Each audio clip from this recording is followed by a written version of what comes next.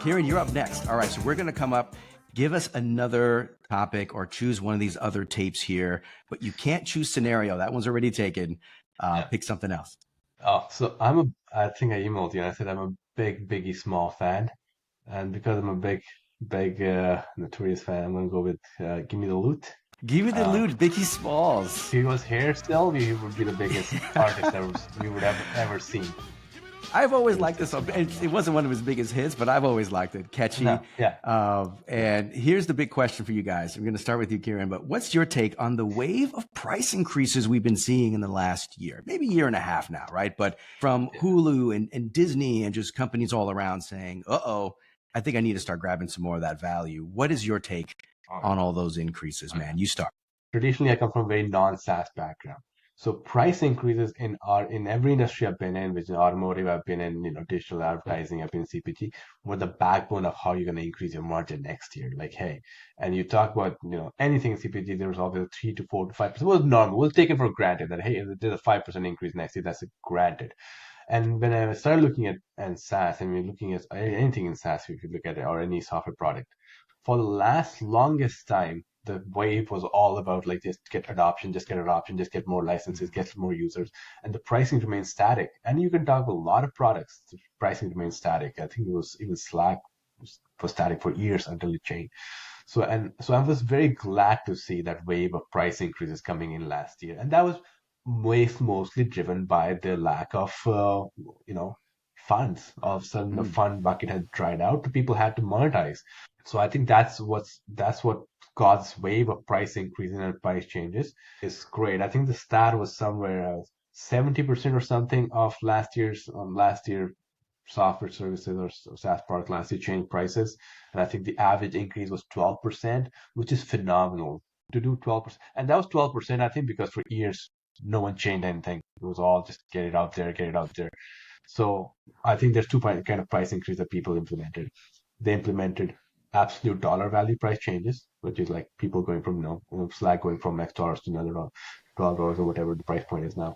But there's also those price changes that were not price driven, but almost like your fences of what you can use the product for. Like, hey, how much usage you can get out of that, that changed a lot, and that was more like a shrinkflation in SaaS. Like, hey, you can only use these many features, or you only have this much compute that comes with it. So I think there were two kind of price increases, and those are both welcome addition because you know what, you gotta iterate your pricing every. In fact, I think in software where you can A/B test, you can real time do a lot of stuff. You almost want to change it every 6 months and figure out how people are using your product and then change it and then figure out, okay, if people are using and if more people are going towards let's say if you have a good, better, best product strategy and you're seeing that all of a sudden a lot of people are moving towards the good, that basically almost means your good value is too much and too really, really high. So you got to move people into other tiers. So you got to keep on reframing those packages, right? So I think that's key. So where we are, whatever people have done in the last year for pricing, stick with it. Don't make that a one-time thing. Keep on doing it. You need to iterate your pricing. You need to iterate your packages, and do what Kyle pointed out. I think we're still underpriced. Almost in every industry, every software product I look at is underpriced because we are not capturing that full value. So there's a concept in value-based pricing called the total economic value, which is like, hey, what is the total value you're capturing in increased revenue, save time, save costs, save OpEx, CapEx, and that can run into millions of dollars, but you're only capturing that with like $30. So there's a lot of technically when Carl said outcome based pricing, that's really where you're saying that, hey, if I delivered $5 million worth of value to you, am I worth 100 grand, or am I just worth $30 per seat or $30 per product? So I think that's the big hurdle we have to pass, is going from that 5% value that we are capturing to more like 15 and 20% value that we've got to capture. So I think the price increase, we're not done yet, and you know we got to keep on doing it until we get to that value that makes sense for us, where you can So you think this is going to keep monitor, going? You think deliver, companies are measure. still going to keep cranking it up, grabbing value off the table? Yeah, It's a there are a couple drug. ways to Price do it. increases are a drug. Yeah. Yeah. That's a Yes. good way to put it. right? I get It's a addicted to it. drug. Ooh, Once it you get worked. used to price changes and monetization from pricing and making money from pricing, you will realize that, hey, there is money to be made and you Pricing just is a have to find a drug. way to do it. Wow. Kieran, I love that perspective, man, in terms of what's your take on those price increases. And I'll throw in a little bit of a curveball in here, right? I'm wondering if what you said earlier, like people are doing it because they need money, they're desperate. Now, there's nothing wrong with capturing your fair share value. Are some folks just like grabbing money just to grab money and not adding more value? Are they being reckless around it or not framing it right? Like, are they just going out there and saying, "Ooh, me too. Look at so and so. Let me get some money too." I mean, you gotta capture value. You gotta add value. Like, I mean, price increase without adding value. I mean, in non-SaaS industries, when prices increase, there's some level increase just because, but there's some level because innovation is happening, product are changing, distribution is changing. So I think that's you gotta bring that philosophy into software as well. You have to increase prices, but you also have to increase value, and you have to be able to communicate that value properly. You look at Unity software that basically changed its pricing strategy and basically got laughed at for weeks, and the I CEO had to resign. So a lot of things have to go right, even if you're changing pricing. You have to communicate your value right, your pricing right, and you have to add more value. Yeah, I'll give I it to the mean, rest. he had death threats, I think, thrown at him for the price changes they were trying to roll out. But Naomi, I'm going to pull you in on this, man. Like, what do you think about these price increases? Is it just a bunch of Me Too's, or are these real legit value getting captured? What's going on? It makes me very happy. I'm pretty passionate about this topic and do a lot of kind of working sessions with founders and articles and talks about this. I think part of matching price to value is realizing the perceived value that you are providing. Most folks, when you're at the beginning, sort of early stages of your startup, it's vulnerable. You just want users, and so you inadvertently cheapen your product, or you set and forget pricing and don't think about evolving it over time. And the issue there is you're constantly evolving your product.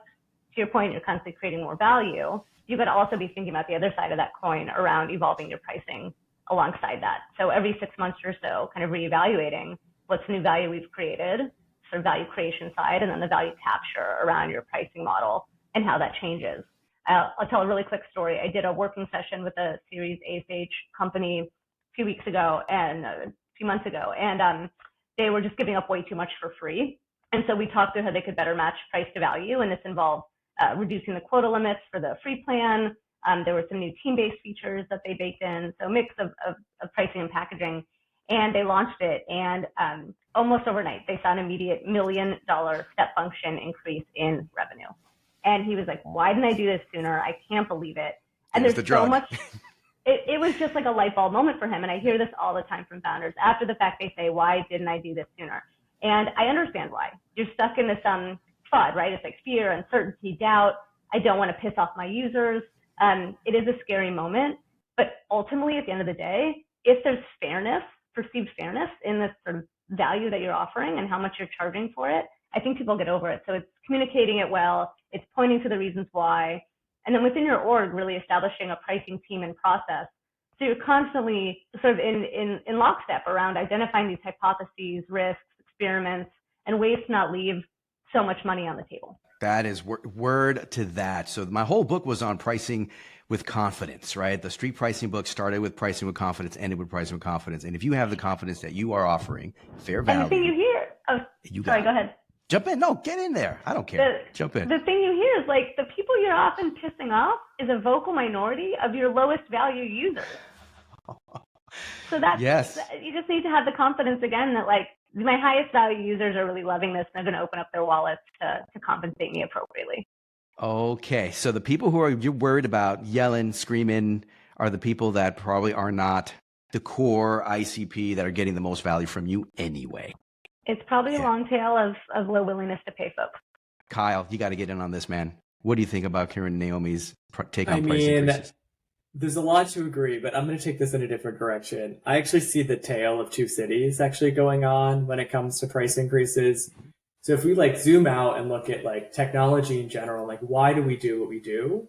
Like there's a fundamental belief that the more we democratize new technology, the more businesses can be efficient, they can power growth, right? They can become, what they aspire to be, right? And so in many ways, we actually really need technology to get cheaper in order for it to be adopted universally. and enable step functions in productivity in the economy. You saw this with electricity. You saw this with semiconductors. You're seeing this with AI right now, right? Like the biggest, most successful AI company, OpenAI, just announced a pretty big price decrease, right? Not a price increase. And AI is still too expensive for the average buyer, especially the AI infrastructure is too expensive, which limits the ability for it to become mainstream. And so I think that in some ways, what's commoditizing, or the kind of the core picks and shovels, the core tools are going to be commoditized so that people really have much more access to building things. But then on the flip side, folks who have built something differentiated, right, that's unique, that's solving a really defined pain point, that's maybe bespoke to an industry vertical or a specific type of customer, and have a lot of like economic value, pull with buyers, right? Like they have an end-to-end solution. Those folks can capture a lot more of that economic value they're creating, but are going to do so with a really specific customer base in mind. We're going to be going to a world in which it shouldn't surprise you to see headlines of a company decreasing prices by 25%, while another technology company is increasing prices by 25%. Ooh, and do you think that's going to incite any response when you see those type of headlines? 25% drop. Well, I hope on the AI side it does, because AI is just frankly too expensive for many companies that are adopting it. And if we want AI to be sort of universally built into all of our applications and tools that we use, especially consumer tools, it needs to be, the compute and the cost of licensing need to come down pretty significantly. And, we saw that with compute and other sort of things that we take for granted is just the backbone or the foundation of how we build businesses that can add value to our customers' lives. I think you got to think about where we are in these adoption curves, right? Because Kyle, it's a really good point. It kind of goes back to what I was saying about we're still anointing the kings and queens of the modern AI stack. Like, what are the core picks and shovels that are going to drive AI for the next decade? And that's at the foundation model layer, the deployment layer, the observability layer. And so we're in this moment of time where that is a complete land grab mode. And that's where a lot of the price drops are happening, because people want to be this core piece of infrastructure that at scale is going to be massive enterprise value. And again, be anointed, the king or queen of a certain category. I think that's different than maybe where we are at like Uber and Lyft, right? They kind of had that where they were just powered in by VC funding to be able to have cheaper prices. They were in land grab mode, trying to figure out who could be number one in this whole new trend around ride sharing. Now they're a lot more expensive, right? These are public companies. They're focusing a lot more around kind of public market multiples and what they can command and profitability. And that's just a different set of criteria to be working in. Yeah, absolutely. It's different stages of the S curve and of the market maturity. One thing I just added in the mix is like, if you look at the fundamentals of building a technology business, it shouldn't cost as much as it used to. We used to rely on a very expensive, sales team, right? Maybe a BDR team going outbound to cold call into potential buyers at a low hit rate, then passing that off to an AE to demo and, demo with a number of buyers and the customer side, then handing that off maybe to an implementation team and then a customer success team, right? There were so many people involved, so much time involved in selling software. And a lot of that was even independent of end users ever adopting and finding value in that software. And I think we're in this environment today with a combination of product-led growth and AI-enabled go-to-market that the cost of distribution should, in theory, come way down. Or like, that's the hope. And we can pass some of that savings on to customers in a way that we maybe wouldn't have been able to do in the past. Yeah, and I see an interesting tension between passing on savings to customers, commoditization, and then, of course, capturing more of that value, right? Like, where is that differentiation really popping out? And I love the AI thing mainly because I don't think, like, you're right, where we are in the adoption curve is the main key there, Naomi, right? I think AI is moving from something I call play-I to may-I. And what I mean by that is everyone's in there, they jump in, they're fooling around, they're getting used to it. Oh my God, this thing summarized my whole freaking meeting in 2 seconds. Now we got to, okay, it needs to do more than summarize my damn meeting. Like, it needs to do other like useful, impactful, tangible, use case driven things that are going to help me. And that's where it's going to, I think the bar is going to get a little higher for some AI to prove the value in itself. And those that are that I think that are really pushing the envelope on adding that value directly, Naomi, are the ones that are going to start leading the pack, if you will, or getting ahead in that group. So really good discussion here, you guys. Kieran, I want you to weigh in one more. We're going to get to the last question with Kyle. The only issue I find with that is that I think to what Kyle said is that cost, yeah, so sure, the cost to deliver software has gone down and make software has probably gone down, but I think that cost has gone from sales teams to product teams. The product teams need to be more equipped and they need to put in more effort and more cost into actually getting the product out, and customer success team to actually make that cost to make the product stick with the customer. And then if you have a product PLG led product where product is doing most of the talking, there is still a price point at which sort of the model sort of not breaks, but there's a price point which makes it easy to adopt PLG, and there's a price point where it makes it difficult to adopt PLG. And the trade-off between how much more revenue and everything you got from the last model versus what you get here is probably net zero. So I don't think so we have changed very much in terms of like, hey, we just have this consumer surplus that we're going to just give it back.